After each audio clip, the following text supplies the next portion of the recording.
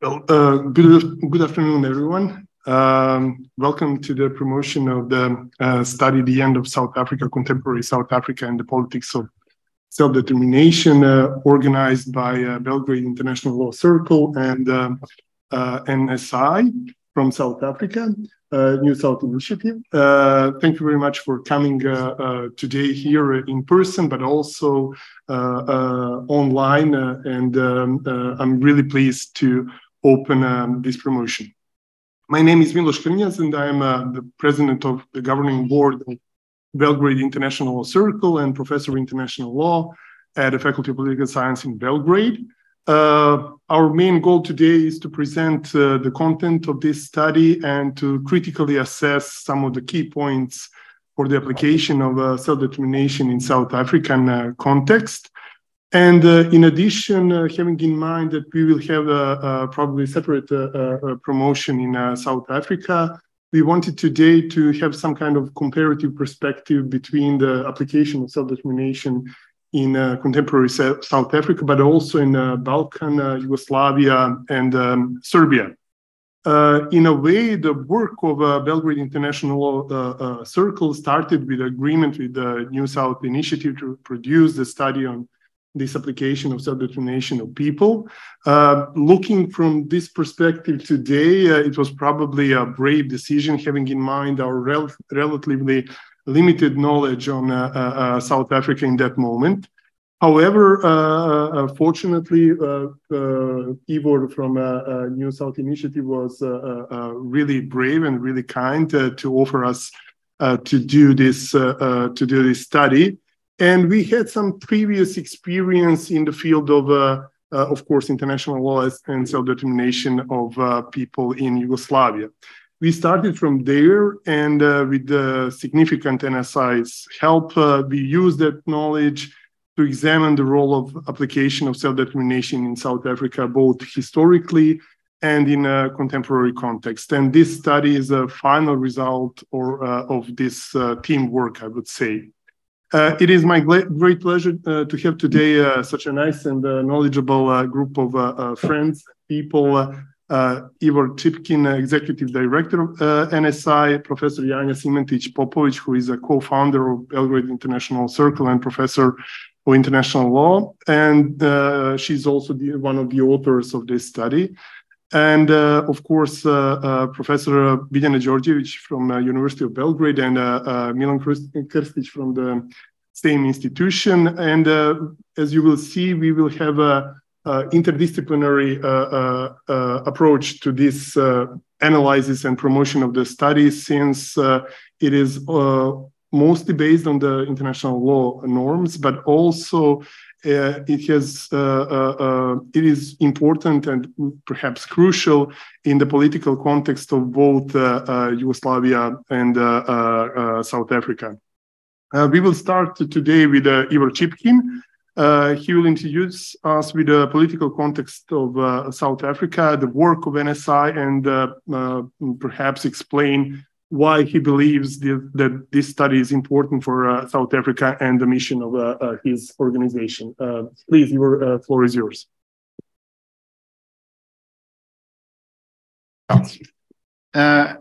Miloš, thank you very much for that introduction. It's a great pleasure to be here in Belgrade and participating in this event. I think you're right. This report is potentially, well, it is unusual to be a piece of work done by a research unit in Belgrade in Serbia on South Africa, especially on a topic, self-determination, which at first appearances doesn't seem to be a term that is part of the South African political discourse, especially not now. So this piece of work and the topic seemed quite remote from the South African debate. And indeed, it might even be regarded as a curiosity. I think absolutely it's not. And I think, as we will see during the panel today, that this work speaks to some of the fundamental questions of contemporary South African politics. But I think more generally, it raises some fundamental questions of politics more generally. And this is really how I want to start. So I think the question of self-determination, we'll come to it in a moment, raises profoundly the question of the people and the identity of the people. And I think this is precisely the question around which South Africa is struggling currently, around the identity of who South Africans are, who belongs to the political community and who does not belong to the political community. So in my mind, when one's talking about the politics of self-determination, one is talking essentially about a politics that implicates the identity of the political community as a whole. In South Africa today, the current mood is very much is pessimistic. The African National Congress is in decline as the ruling party. It looks like in 2024, in the next election, it might even lose its majority, which it's held unambiguously since 1994. Which means it'll govern either in alliance with other parties, or potentially even it'll lose power altogether. In that context, there is a great anxiety in the current situation. So this report rises, therefore, in a context when the conversation in South Africa is overwhelmingly and primarily around party political contestation. My concern, and I think this is where this report is very important, raises the question: what is happening on the edges of politics? In other words, the current arguments or analysis in South Africa takes for granted that all political contestation takes for granted that Parliament and the formal political space is the only game of politics in town, and there are not potentially other games of politics. And I think self-determination is a way of speaking around the other stages of politics on which political contestation is happening. So that's the broader context of why I think this report is important, why this question is fundamental, both in South Africa, but more generally. And this is where I want to make some theoretical comments. So democratic theory and democracies in practice, I think, fundamentally struggle with the question of the limit and essentially with the question of the border. There is no democratic theory for defining the limits of a democracy. All democracies, therefore, are prone to a fundamental instability at the core of the democratic project, precisely because they are unable to generate their own limits. This is an argument that has been made many, many times, most forcibly, I think, in the work of Etienne Balibar. It's at the heart of the work, or more recent work, of Ernesto Leclau and Chantal Mouffe, especially the concept of radical democracy, where they try, in new reflections of the revolution of our time, to develop some concept of a boundary which accords to democratic principles. I think that project fails. The broader point, though, is that theoretically speaking and practically speaking, democracies fail or struggle to determine their own limits. Take, for example, the figure of the democratic figure par excellence, which is that of the citizen. Almost by definition, the citizen is a universal character. It is a citizen, it is a political subject, a bearer of rights and in some cases responsibilities, but without particular marks that are sufficient to distinguish one group of citizens from another group of citizens. And as a result, it raises that profound question of the political boundary. This is why democracies have usually had to refer to a non-democratic principle in order to define themselves as political communities. And in recent times, at least for the last 200 years, that principle has been that of nationalism or nationality. The nationalism or nationalist politics is a dynamics which I think is distinguishable from democratic politics. It's not the same, it's sui generis. And yet democracies, the figure of the citizen, usually articulates to that of nationalism, so that the citizen has ended up over the last 200 years being ultimately a national subject, which is reconciled. Citizens are usually the bearers of rights within nations, but more importantly, the citizen is ultimately also a national subject in order to exercise his rights. And what that means concretely is that the citizen is usually, therefore, becomes a figure who speaks a particular language, has a particular culture, in more contemporary terms, in South African terms, is the bearer of a particular race, has a sexuality. And as a result, these characteristics of population have come to infect the character of citizenship. And this, I think, is the great price which democracy has paid in relationship to its own conceptual limits. It's had to, if you like, made a Faustian pact, a devil's pact with nationalism in order to constitute itself practically as a political community. I think this goes to the heart of the apartheid project, and I think it goes to the heart of the challenges of Yugoslavia in the right through its period, and I think it goes to the heart of the new waves of populism and authoritarian politics in the world. This huge new drive to define the political community not on the basis of the citizen, but simply on the basis of ethnic and racial characteristics. So in asking the question of self-determination in South Africa, I think we are asking a universal question about the way in which democracies are able to constitute themselves as political questions. I think that question is of great urgency, not just for South Africa, but for the world more generally. And I think it raises a profound theoretical question. Is it possible to develop a democracy which is able to generate its own limit? And also a practical question of reconsolidating democratic politics in the world. So South Africa is also a very interesting place to consider this question, precisely because in the course of the anti-apartheid struggle, a form of politics emerges, which I think is extraordinarily liberatory, or we might call invokes a highly emancipatory logic. Right through the anti-apartheid struggle, at least two fundamental dynamics are in competition, sometimes more easily than at other times. Sometimes that competition manifests as an aggression between two different visions. One we might call a straightforward nationalist politics, and in the context of the anti-apartheid struggle, that is a politics that invoked the figure of the African. The bearer of the anti-apartheid struggle was an African, a person of a particular language, of people of particular languages, of a particular race. In relationship to that, though, and this is what I think one of the great and most extraordinary moments of the anti-apartheid struggle, was the development of what we called in South Africa a politics of non-racialism. The term non-racialism has gone in all different directions and might mean something as simple as multiracialism, which I think is valid in some contexts. But non-racialism was also unambiguously, for certain periods of time, non-racialism was also associated with a politics that defied or resisted the politics of nationalism. What it recognized in the famous language of the 1955 Congress of the People was that all South Africa belonged to all who lived in it. A principle of merely living was invoked as the basis, if you like, of citizenship. The South Africans, and this is what was so revolutionary and radical about the project, about the 1996 Constitution, is that the South African Constitution defines South Africans almost exclusively on principles of who they are not. They are not people of any particular language. There are 9 official languages. They have no particular culture. It's constitutionally multicultural.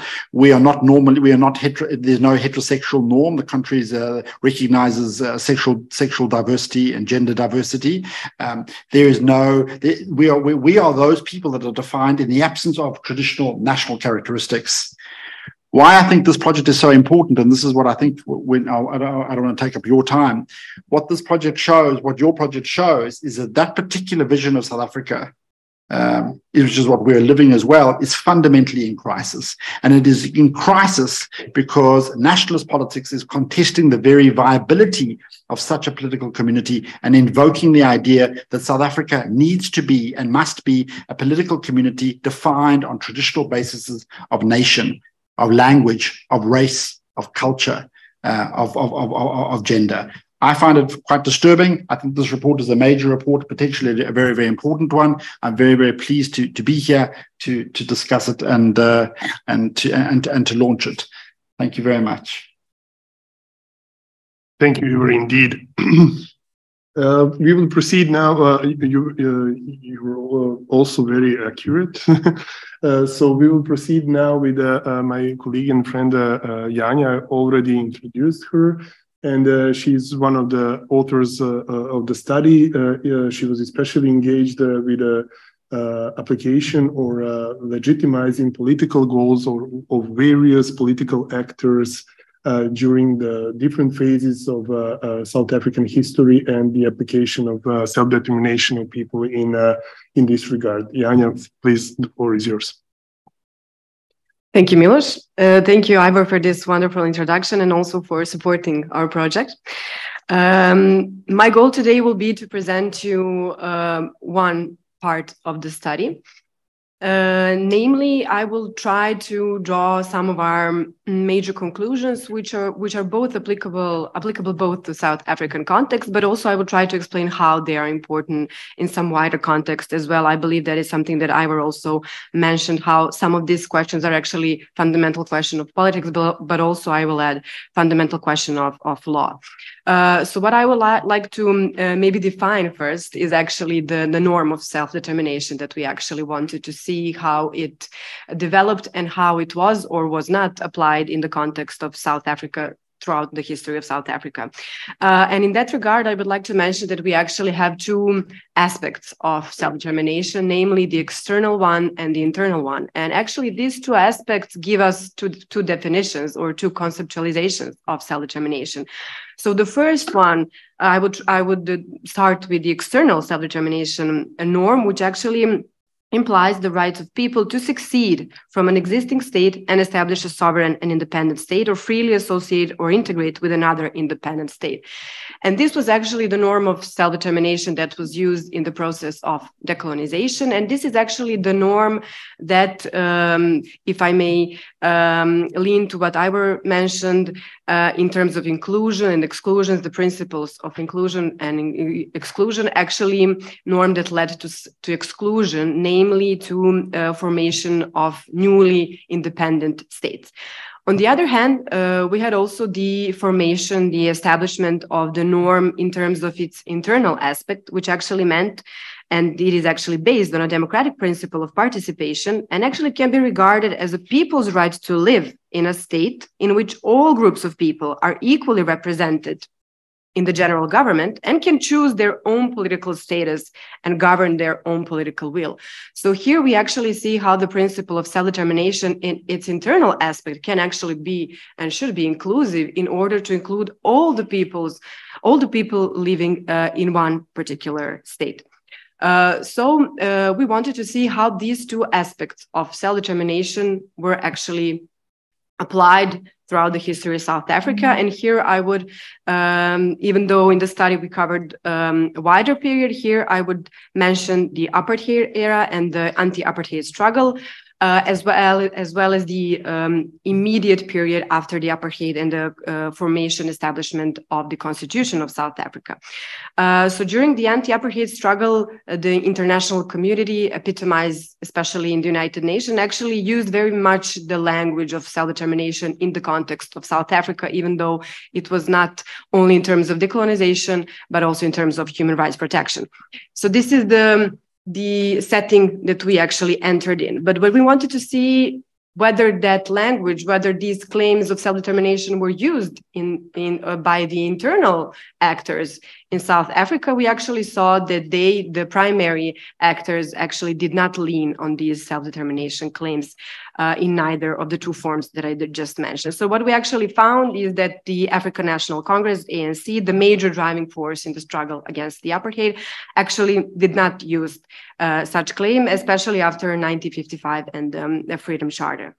Then we also wanted to see, since the ANC was actually representing the government in some international fora, we wanted to see maybe whether in these international fora, ANC maybe relied on the self-determination claims. And we then looked its relation with the United Nations, as well as its participation in a diplomatic conference on international humanitarian law.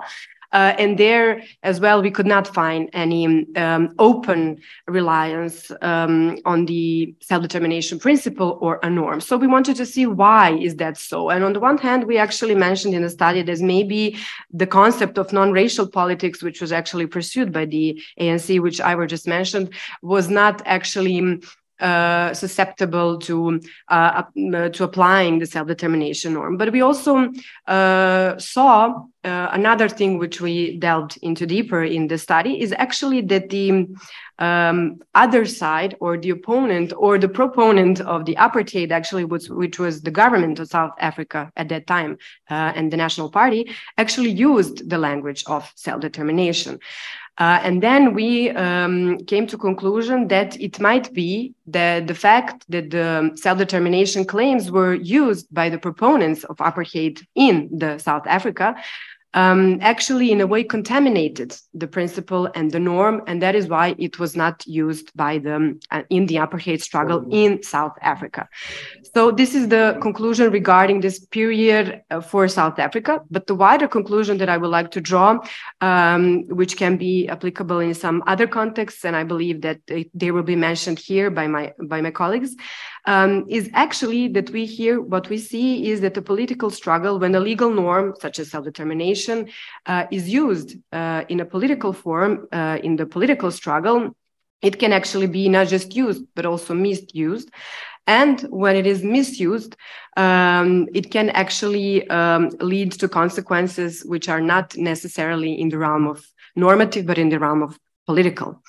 So what we see is, again, that it is very much important to understand the context in which we use a norm and the political context in which we are analyzing. So the other political context which we also wanted to analyze is what happened after apartheid. So when the apartheid was over and when the talks began for the establishment of the constitution of New South Africa, of new constitution, we actually saw the emergence of the self-determination principle, actually the self-determination norm. And today, actually, the section 235 of the South African Constitution actually has something that is called the right to self-determination. So we can find the norm in the Constitution itself. And the norm I would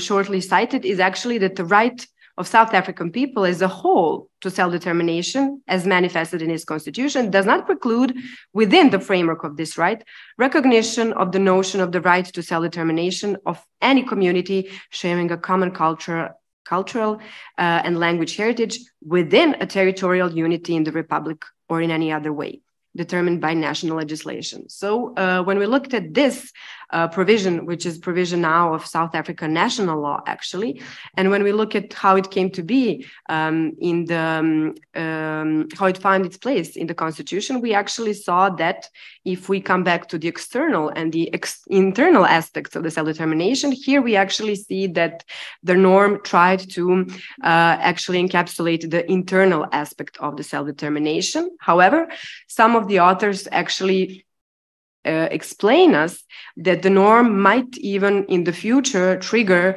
the external claims for the external self-determination. This is something that we actually saw in the process of constitution, during the constitution establishing, when we saw that some of the right-wing parties, such as Freedom Front and the IFP, actually in their negotiations with the government, actually used the legal claim of external self-determination in order to achieve some of the concessions, political concessions regarding their interests.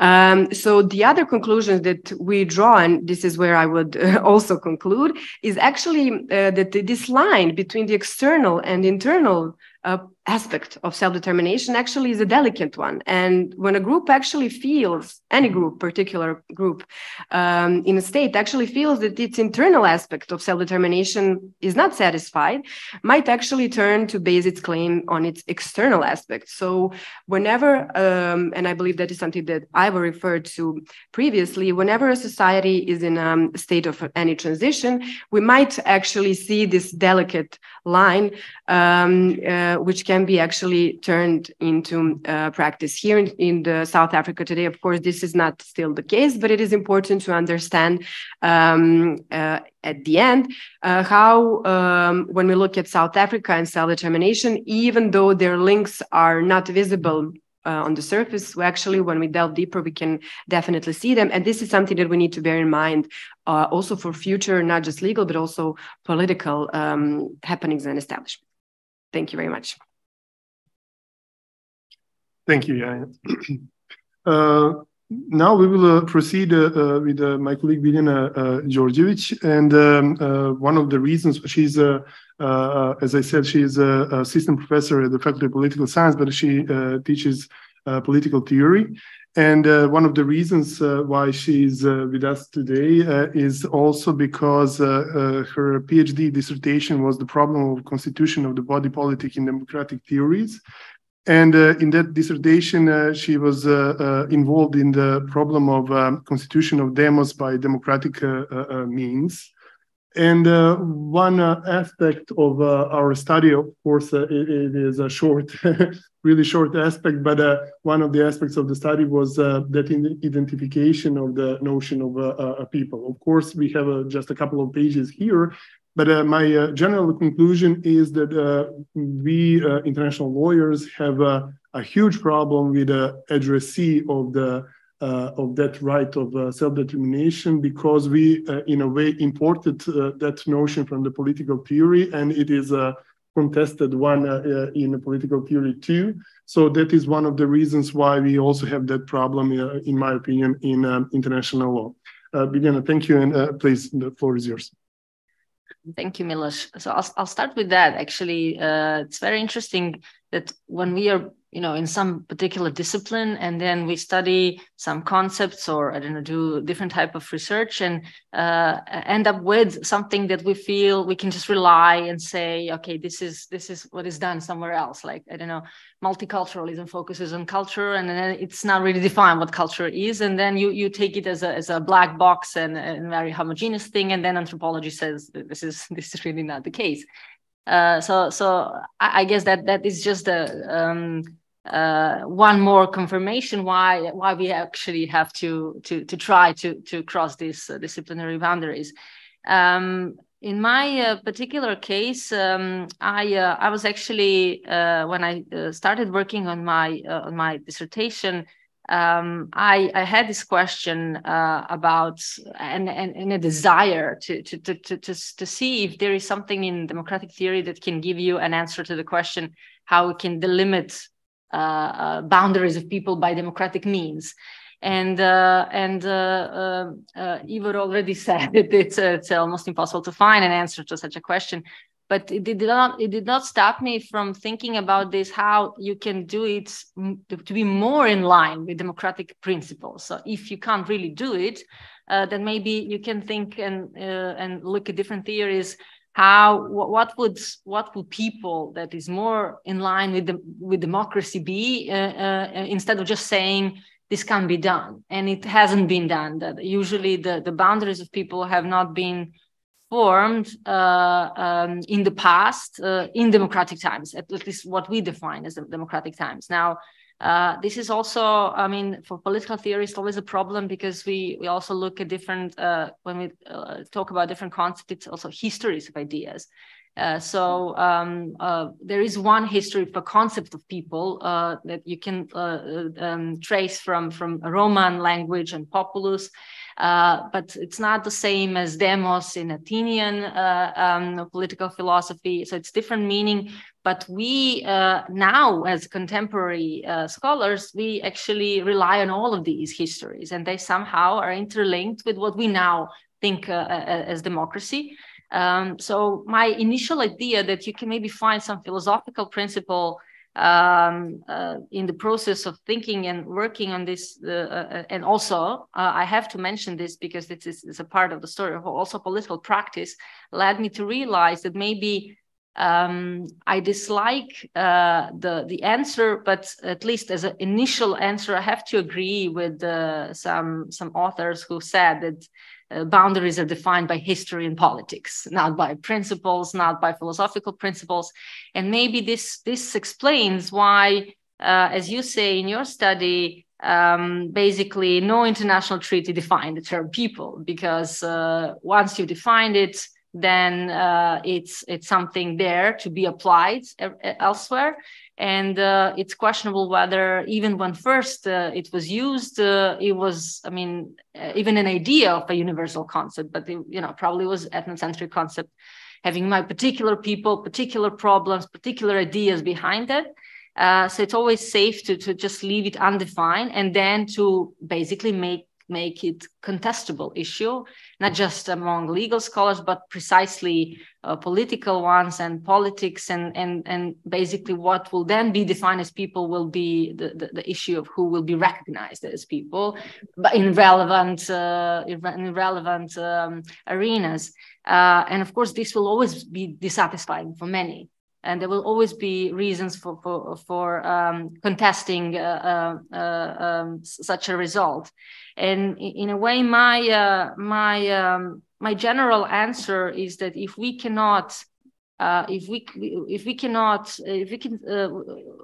have a democratic way of constituting people, on one hand, because in previous history, many peoples have been constituted in undemocratic times, colonization, arbitrary boundary drawing, wars and international treaties. It's never a perfect congruence between territory where some ethnicity lives or some groups that share some of these elements, either religion, language, culture, whatever culture means. So it's almost never like that. So that was in the past. So you can say, of course, okay, then it's not a problem because it was in the past, it was settled. Now we treat some group as people, and now we will go in the process democratization. So in a way, it's an easy answer. But the problem is what to do now, and you have now claims, and that was in particular the issue of Yugoslavia, with the breakup of Yugoslavia. So in a sense, to me, it was dissatisfying to just say history should have solved that. So because what if it hadn't solved, and what are we to do now? Should we just say, okay, let's allow nationalism as external principle just to settle this issue? And nationalism is also a political concept. It's also a different concept we have different concept of nations. And in that sense, even that as some general principle is not satisfying to all different cases. So in a way, my take is that you have to try to find some principles that are more close to democracy than others.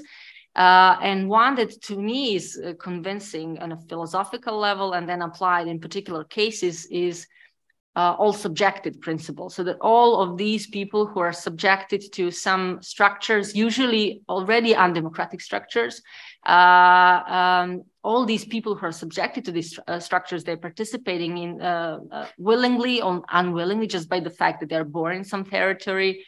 They have the right to be citizens. They have the right to contest in these undemocratic structures and make them more democratic. And by this fact, they have to do it actively, and then they become people. Now, you can't, as a principle, you can't then say who is a citizen, who is not. It's because I think it gives you a space that you can contest also the boundaries of who belongs to people. That maybe some person at this moment is an immigrant and it does not have special ties with particular territory, but in a couple of years it creates these special ties, and then it probably it can also be even more part of these people than somebody who has all the relevant criteria of speaking the language or sharing the common religion, but maybe living away for many years.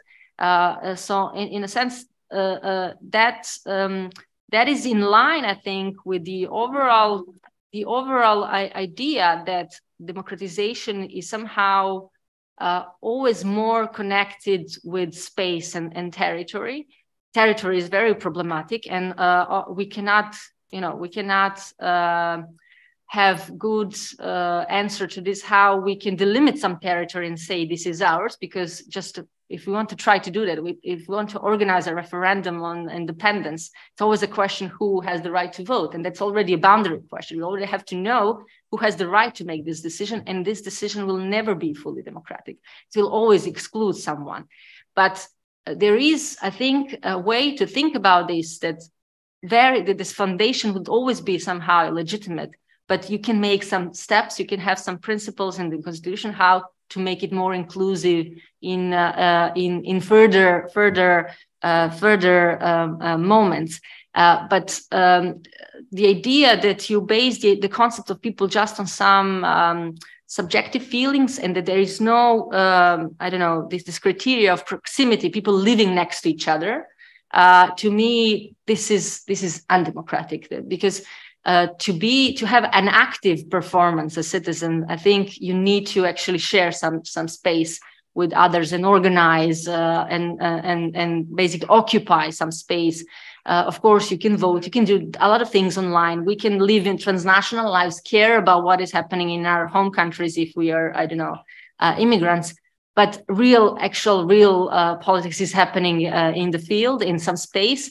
And it is also uncomfortable, as democracy is uncomfortable, that we maybe with people that we don't see as I don't know, of the same ethnic kin, actually have to try to make conversations, try to make consensus to push forward some policies, and that is this element of people.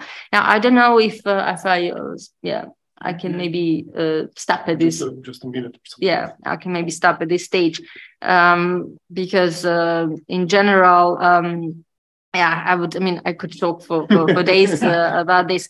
Maybe final thing is that it's a different purpose for I don't know, the conception of people as something that would serve for self-determination in international arena. But I guess it plays with this internal and external. I think with many, if we treat self-determination here as a human right that you also mentioned in your publication, basically, I think for all of human rights, we can have this external and internal dilemma, internal application, especially having in mind what reaction do we expect from international community. So I think in a way, people here can be, collective actor who requires demand some recognition, but it can also be a call for unification, for activity, participation, and also for delineation against those who abuse the concept of people and proclaim that they're the only ones who represent, like, populists. So in a way, I think this is very unsettling. I think if you want clear answers, to just apply something, but it's also productive because we should find that we all use this concept, not just to give it to somebody else, like to populists, who claim that they are the only ones who can represent. So I think that in this struggle over who occupies this collective subject, this is what politics is about, and will never change. That's why we can't really actually put this on a paper and fix it forever. Thanks. This reminded me on one definition of the definitions that says that every definition is a violence. So probably every definition of the concept of people is a violence in a way. But of course, the problem in international law, you usually want and expect clear-cut answers. So that is one of the reasons why I believe that international lawyers are struggling with these kind of concepts. Now it is a really strange thing to introduce myself. I already told you that I'm teaching public international law and some other sub-branches of international law at the Faculty of Political Science, but I'm also really interested.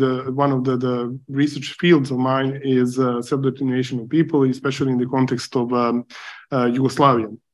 So I would like to stress in these following 10 minutes, I would like to stress 2 or maybe 3 things that I find crucial in a comparative perspective of application of self-determination of people in the context of Yugoslavia and South Africa. The first one is the main difference between Yugoslavia and South Africa and the application of this principle. The second one is probably similarity between the cases. And the third one is me trying to be a prophecy in this regard and to see whether South Africa could avoid the destiny of Yugoslavia, and I think it can. So I will start with that main difference between the 2 cases. The establishment of Yugoslavia in 1918 was inter alia based on the principle of self-determination. During the Versailles negotiations, the Yugoslav delegation there, followed by, led by Nikola Pašić and Ante Trumbić, actually recalled the then principle. In that moment, that was not the right on self-determination, but it was a principle of international relations, not international law. But they sensed the zeitgeist of that moment, and they tried, especially Ante Trumbić, because of the situation in Croatia and some disputes that Yugoslavia or that future country had with Italia. And he insisted on the application of self-determination, not so much by Nikola Pašić, but anyway, they tried to use that to legitimize their political goals by using the principle of self-determination with limited success. Of course, on the other hand, there was a problem with using that kind of principle in South African context at the, let's say, beginning of the 20th century. Namely, there was some kind of South African delegation on these negotiations. And there were people in South Africa in that moment, they of course heard the 14 points of Wilson's, and they hoped that that principle of self-determination will be applied in a South African context too. But unfortunately, as we all know, Wilson soon changed his mind about the application of self-determination of people on all meridians, or on all points in the world. And it was exclusive in a way, first of all, in Europe, but not only in Europe, but for the countries that won the war. So at the beginning, that was the beginning of self-determination of peoples in international law. And at the beginning, you can see that a limited application and that story about exclusion and inclusion of various people and application of self-determination. So unfortunately, that was not the point in that moment. And unfortunately, this self-determination of people could not be extended to colonized people, but only to Europeans and only to some Europeans. On the other hand, the similarity between the cases of South Africa and Yugoslavia is that later on, during the various phases of the Yugoslavia and South Africa, various political leaders, as Jan already said something about that, used the principle of self-determination in order to legitimize their political goals. And of course, that was the case in Yugoslavia too. Yugoslavia, especially during the Second World War, the Communist Party, and after the Second World War, the Communist Party was closely related to the, let's say, Soviet doctrine of self-determination and the vision of the Lenin, and after that, the Stalin, about the application of self-determination. So it was really important part of the establishment of the, let's say, Second Yugoslavia. But not only that, self-determination of peoples was really crucial, let's say, important for the foreign policy goals of that Second Yugoslavia and the story about non-alignment. And it seems really that Yugoslavia was, you can find the books from the mid-60s, for example, and some other periods of time about the application of self-determination and the invitation to apply that in the process of decolonization. And you will see that Yugoslavia really honestly and concretely supported that process of self-determination in the international context. So it was really important both for internal aspect in Yugoslavia, but also in a foreign policy of that country.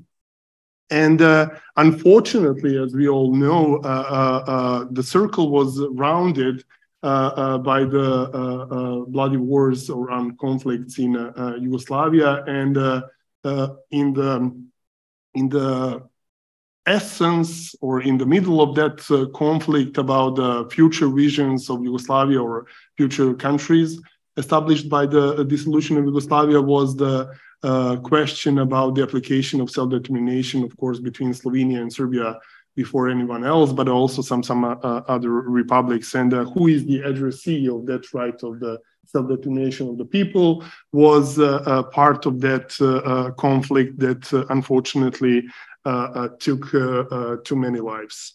But in a way, I'm closing out with that third segment. The question is whether South Africa could avoid that kind of destiny. And I really believe that it can, firstly, because there is a significant difference between the historical roots and the historical role of self-determination of people in Yugoslavian and South African context, as I already said.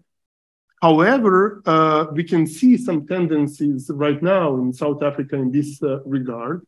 And in some cases, you have some kind of, let's say, perfect storm with inequality of the citizens, with economic crisis, with politics of identity. And we can see that, it seems to me that we can see that now in contemporary South Africa. And I'm a little bit afraid in that sense that you can have some kind of perfect storm in that kind of situation. As we already heard, some political actors can use that situation or misuse that situation in order to legitimize sometimes even radical political goals. So it is the task of the society to find ways to deal with these kind of questions, because if it doesn't do that, then it is that situation is a futile ground for a movement that could jeopardize the future of that country. I will finish with that right now. Thank you, Miloš. Now it is my real pleasure to introduce my former student, but now my colleague and friend, assistant professor Milan Krstić. Milan is teaching foreign policy, but also studies of Balkan.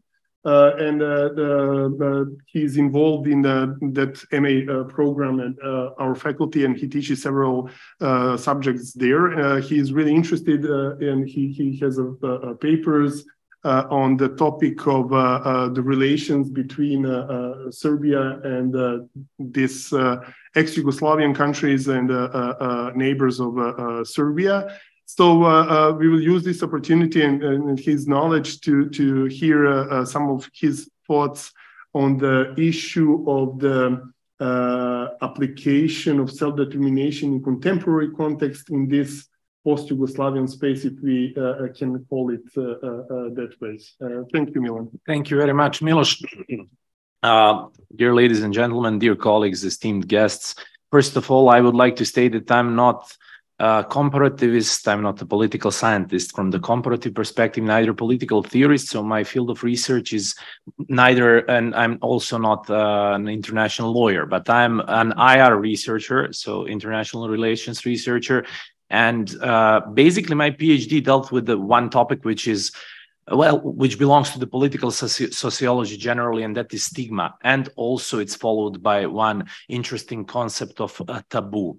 Why am I mentioning that? Because I think that when we make some sort of comparison between the current context in the South Africa and also in the Balkans, there is a tabooization. So the self-determination is sort of a taboo in those societies in which minorities might try to misuse it from the perspective of majority. And I will just try to go through the current situation in the most important neuralgic points of the Western Balkans, mostly Kosovo, Bosnia and Herzegovina, Northern Macedonia as well, and try to explain the logic and how that happened, that the self-determination as a concept became to a certain extent a taboo for one group, and at the same time some sort of a political tool which might be used in order to either get the right to make a self-determination, external or internal, or as Janja said, to make some sort of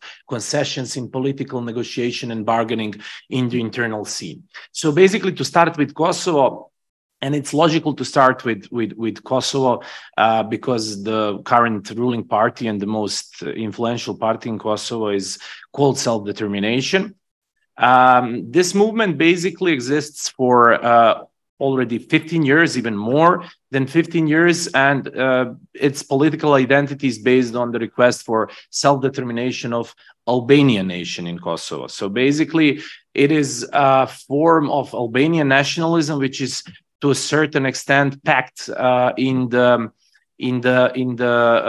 principle of self-determination, and which was firstly in 2005-2006 when it was founded, arguing, advocating strongly for the independence of Kosovo. But then afterwards, nowadays in the current political context, the self-determination also is a hot word frequently used by those advocating either for the unification of Albania and Kosovo, or for those who are advocating for the extension of Kosovo to incorporate the so-called Preševo Valley, so the South Serbia. And it is interesting that at the same time, those groups who are in favor, who frequently use the word self-determination, they are strongly against any kind of concessions to Serbs regarding the possible autonomy in Kosovo's political system, which is, I think, basically the consequence of the fact that they are aware that they could spoil their own argument if they give the chance to Serbs to use it as well. In that sense, I would just like to go briefly to the past. I don't want to go to the genesis of the Albanian self-determination movement in Kosovo, which has the left-wing roots and also some right-wing roots, and then it merged. But just to go briefly to 2005 and 2006, when the self-determination movement was proclaiming that the General Assembly of United Nations Resolution 1514 is giving the opportunity, the right actually, not the opportunity, to people to make a secession and to have the so-called external self-determination. From that period until nowadays, self-determination movement is insisting on that right, but strictly to Albanian people, basically in Kosovo. On the other hand, Serbs do not use this term at all. It is an interesting finding from my point of view, and I think that the reason for that is basically a taboo. Janja has mentioned that in this study, one of the findings is actually that in South Africa, and Ivar has mentioned that as well, that in South Africa it's quite rare to find in political discourse the use of self-determination, except in those cases which were mentioned as a sort of frequently used word. It is similar with Serbs in Kosovo. Serbs in Kosovo do not use this term. Of course, there is a necessity to make one clarification. Serbs in Kosovo do not use it because Serbs consider Kosovo to be part of Serbia. And if you use it, that could be a double-edged sword, because it means that you're already recognizing that Kosovo had the right on self-determination, and to proclaim a secession, you don't consider it to be a separate country, independent country, so you're not claiming the same right for yourself. But on the other hand, it might be a politically wise in some aspects, at least to threat, at least to say, okay, if we recognize your right, that you had a right on self-determination, then we would require the same for ourselves. But Serbs never do that. Even when some Serbs are arguing in favor of partition, for example, or delineation in Kosovo, as it was argued at least 4 or 5 years ago, especially by the current and then ruling political leaders in Serbia, Vučić and Dačić, they never used the concept of self-determination. So they insisted on either realistic choice or the necessity to make a historical agreement, to know what is ours, and so on and so forth, but never self-determination as a principle, which I think that is basically the consequence of this taboo which exists. And if you use the self-determination, that means that you're giving the credits to the self-determination movement of Albanians, to not only Kurti, but all of those who consider that Albanians in Kosovo have and had and still have the right on self-determination, had the right to make a secession from Serbia, and have the right in future maybe to unite with Albania. In Bosnia and Herzegovina, the situation is completely different. In Bosnia and Herzegovina, Serbs are actually using the concept of self-determination not as a principle, but as a right, as Dodik says, quite frequently. But that is exclusively reserved for Milorad Dodik and the current leadership of Republika Srpska. The opposition does not use the concept so frequently. Basically, Dodik uses opportunities to insist that there is a right of people to secede as a norm of international law. So the external dimension of self-determination is something on which Dodik insists that is actually a part of an international law norm. And it is interesting that usually his claim is countered by an argument that this is not a right guaranteed by the Bosnian constitution. So the counter arguments usually goes direct towards the Dayton Peace Accord and not to the fact that it might be controversial if this norm exists on the international level, in the sense that it could be applied to Serbs in Bosnia. So usually those who are trying to counter Dodik's claims, they do not go into the debate about, generally speaking, does the international law guarantee you a right to make a secession and to apply that on Serbs in Bosnia and Herzegovina from the point of view of international law, regardless of the Dayton Peace Accord. Of course, Dayton Peace Accord is part of international law as well, but they're not discussing the principle as such. They only go towards the fact that there is a treaty, that there is an agreement, and that agreement has also formulated a Bosnian constitution. So basically, that is the counter argument. They're not going into deep discussion about what is the self-determination right and how it should be pursued in the context of Bosnia and Herzegovina. Of course, there is another group in Bosnia and Herzegovina which demands self-determination, but more an internal self-determination, and that is that those are Croats in Bosnia and Herzegovina. And basically, the demands for secession from Bosnia are still not part of like the political mainstream among Croats, but the demands for a third entity are already part of the political mainstream among Croats in Bosnia and Herzegovina. And that is one aspect of, let's say, upgrade of the current political power sharing agreement in the Federation of Bosnia and Herzegovina, which would, from a Croatian position, give additional element of internal self-determination for Croats.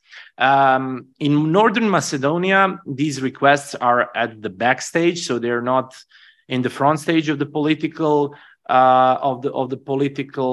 game. And in Montenegro, basically, sometimes you can hear that, especially those political options which are claiming that they protect the statehood of Montenegro, that they also refer to the 2006 and the will of people at the plebiscite, at the referendum for the Montenegro's independence, so that they are also defending the self-determination from 2006, but usually they do not refer to that principle. They usually refer to the principle of statehood. So it's because the self-determination might mean that citizens of Montenegro could also change their opinion and vote again to become part of this of some sort of state union with Serbia. So those who are more on national Montenegrin positions, they usually claim that they're defending the statehood, not the self-determination. So it's not quite frequently used word in Montenegrin political context as well. Basically, to conclude, I think that there is a lot of merit for our context also from this study, and I would like to congratulate to the authors of this study once again. And when I was reading it, I was trying to make some sort of parallels, what might be interesting maybe in your future work to focus on policy-wise especially. So there are a lot of important questions regarding the self-determination as a principle. One of them is policy-wise, how to reconcile the ethnic identity with the state identity, especially in the context of, for example, South Africa, but also here in the Balkans, the Montenegro, despite the fact that it's completely different in terms of size and historical genesis and so on and so forth, but it has the similar problem. So you have like the ethnic identity and state identity, how to reconcile those two in Bosnia and Herzegovina as well, but it is a different example, but still, so how to try to make state functions, how to try to make, for example, Serbs in Montenegro be happy with the Montenegrin state identity, not challenging it, sorry, and at the same time being safe about their Serbian identity and not feeling a fear that the Montenegrin state might deprive them from the Serb identity. So how to reconcile these ethnic and state identity principles. Also, are demands for external self-determination always negative for a state? That is one open question policy-wise. Some states have accepted, like United Kingdom, the referendum, the plebiscite of Scotland, as a legitimate tool.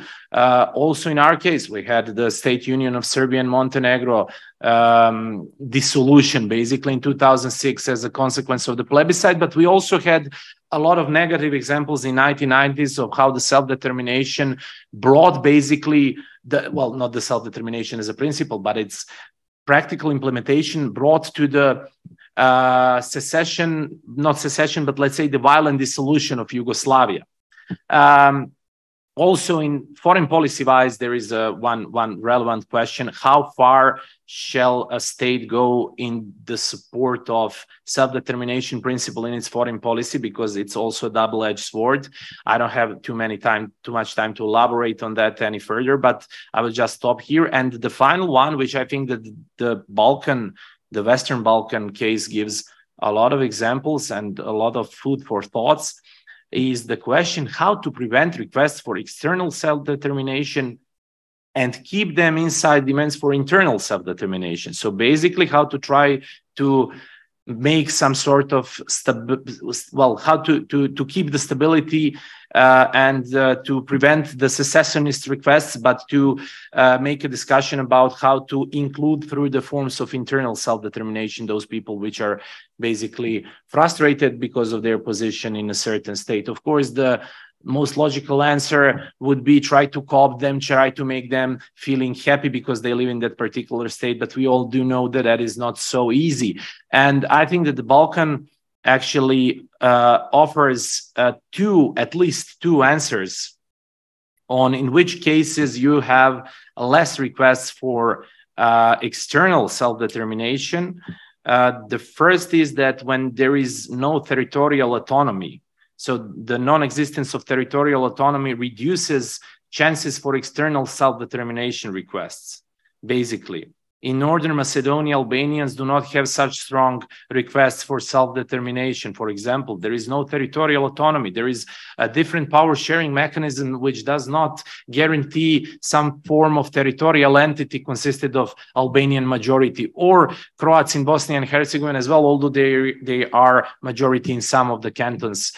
Serbs in Kosovo also, despite the fact that some are advocating for the partition of Kosovo, or Albanians and Bosniaks in Montenegro or in Serbia, they do not have any kind of formal territorial autonomy. Their autonomy is more on personal and other levels. And the second is that the incoherent territorial dispersion of a group reduces the chances for a secessionist claims. I think that is one of the findings of your study as well. So as you claim at the page 42, the idea of the Volksstaat largely fell away due, among other things, to the lack of territorial concentration of the people who might have been mobilized for self-determination. So basically, one of the most important arguments against partition might be that you are losing an opportunity to get a good power sharing agreement, which would make benefits for your group in the whole territory if you decide to go to a minimalist approach and to make a secession of one part of a territory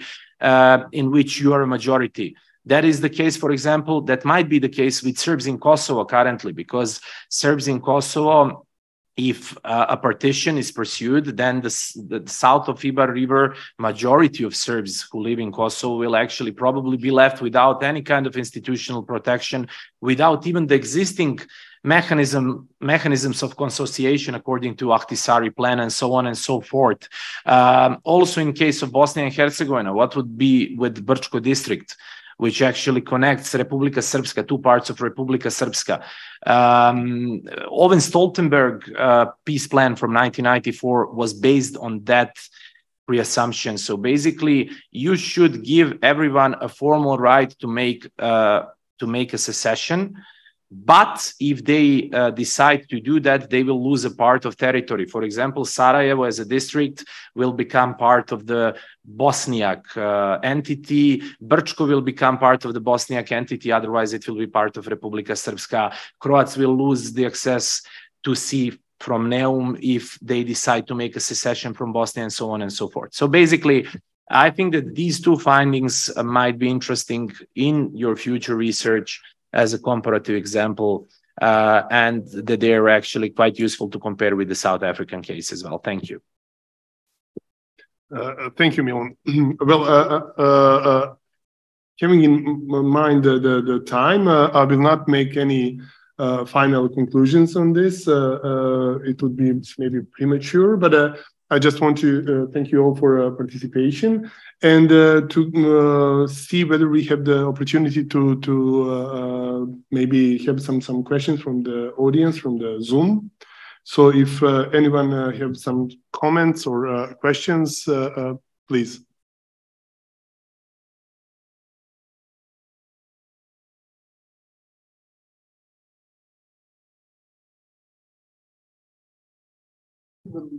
There aren't any questions on the floor at the moment. Yes, if there is no question in this moment, yes, of course. I think, I just want to note something quite special about this moment, potentially even remarkable, especially for someone coming from South Africa. We are in Belgrade talking about South Africa in comparative perspective. That I think already is original, and I think worth noting. The second thing is we're having a conversation about South Africa in relationship to the history of the Balkans, and more broadly speaking to the history of Eastern Europe. I think that again is something conceptually and politically challenging, and I think very important. South Africa has just gone through a period of what we call state capture. As you all know, the term state capture is developed in relationship to thinking about the transition from socialism in the Soviet Union. What the term does is very unexpectedly, it situates South Africa in comparison into an unusual reference, and that is to Eastern Europe and to the socialist transition. So I think this idea of South Africa's reference and its point of that there is a worthy dialogue between the Balkans, Eastern Europe, and South Africa and the African context, I think is a highly original idea, but I think it's also incredibly conceptually fertile idea. So I just wanted to say that.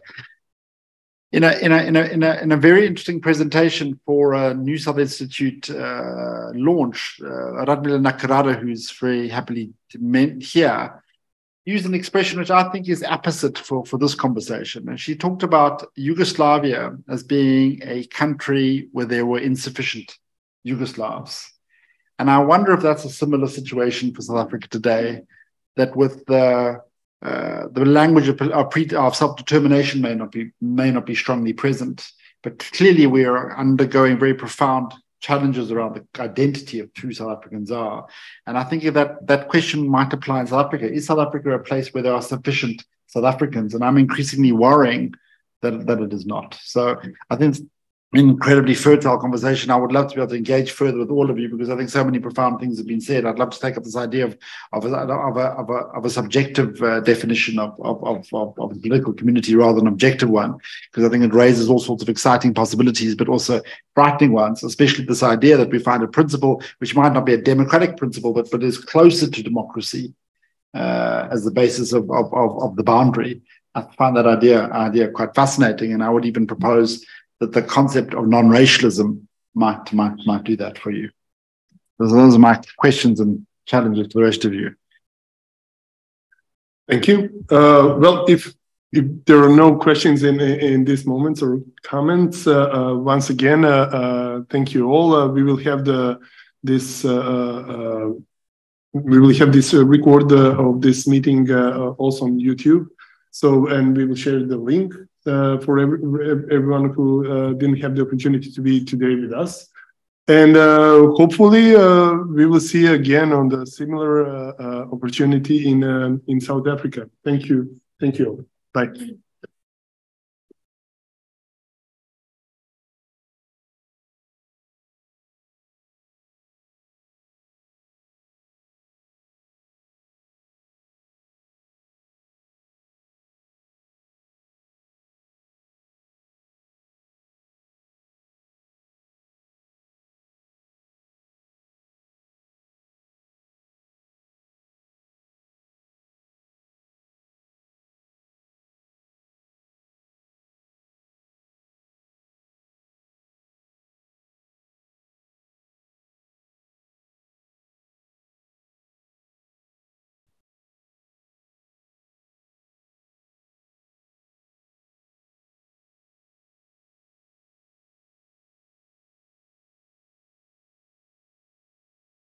Recording stopped.